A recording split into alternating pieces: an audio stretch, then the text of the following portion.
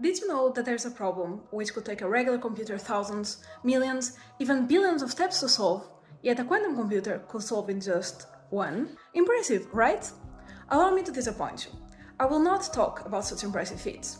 You may ask, why should I care then? Hold that thought, we'll get back to it. But first, forget for a moment you're in whatever boring place you probably are, and picture yourself in a sunny island. Better yet, this island is full of chests, some of which contain treasures. How can we find these treasures? You may think that our only option is to open chests at random, but we can do better with quantum searching. Before opening a chest, we use a trick called amplification to increase the probability of having a treasure inside. You're probably wondering, what kind of witchcraft is that? I promise you it is science, and brings a quadratic quantum speedup. Meaning, if now we had 100 times more chests, the classical approach would become 100 times slower, and the quantum one only 10. At my university, informatics professors used to call this black magic. Now let's think of a different problem, which, spoiler alert, is my PhD topic: estimating the fraction of chests that contain treasures. The classical solution is, again, pretty boring. Open some chests, calculate relative frequencies.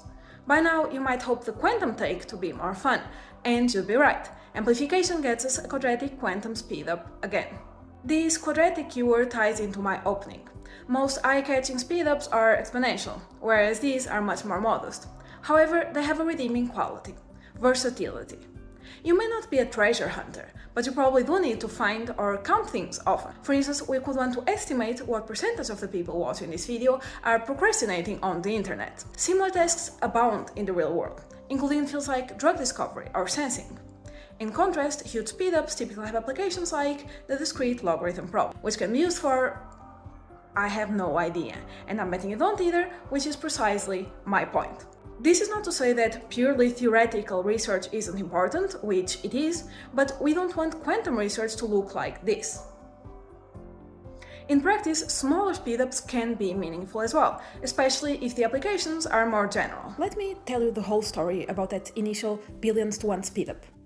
The number of practical applications is 0. So we have a quantum speedup for a super useful algorithm. Great. Or do we? The answer is not yet. The required combination of quantum tricks and quantum processing is way too complex for current quantum technology. It would be kind of like trying to use these few minutes to recite an entire Russian novel, while operating a chainsaw.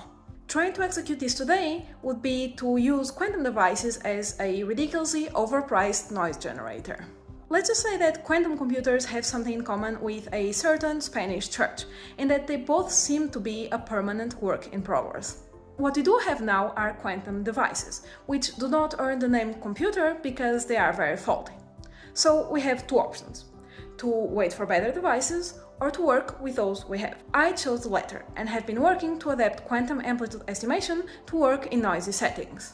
I do this by combining quantum tricks with classical processing to lighten the demands placed on the quantum hardware. I developed a hybrid algorithm that can adapt to real-world scenarios, including device noise. Essentially, I do this by applying Bayesian inference to this problem. For those not familiar with Bayesian inference, I will borrow the words of David Hume in A Treatise of Human Nature. The gradual increase of assurance is nothing but the addition of new probabilities, and is derived from the constant union of causes and effects according to past experience and observation. Bayes' theorem, which came later, is basically the mathematical realization of this statement, and Bayesian inference is its systematic application. You can think of Bayes' rule as the inverse of a politically biased news outlet, in that it changes one's beliefs to better match reality, as opposed to changing reality to better match one's beliefs. The Bayesian paradigm is a very rich one. Again, in the words of Hume, all knowledge degenerates into probability. He may have sounded like kind of a downer about this, but it's not necessarily a bad thing. We deal with probability distributions from which we extract information via integration. Here enter fun things like Markov chain Monte Carlo. And better yet, we can use this body of knowledge to predict the future to the best of our abilities. This is called Bayesian experimental design, where we choose our actions based on their expected returns. The results of applying these ideas to quantum amplitude estimation are pretty good. This graph represents the error as a function of cost in a log-log scale. We want the error to shrink as fast as possible.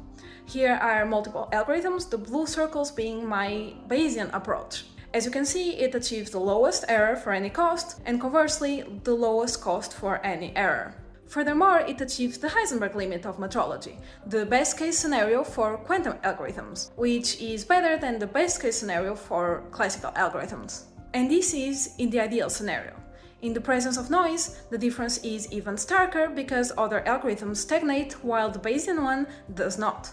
It can adapt in real time to noisy conditions by modeling them and incorporating them into the inference process. The next step is testing this in real-world applications, but that's a problem for future me.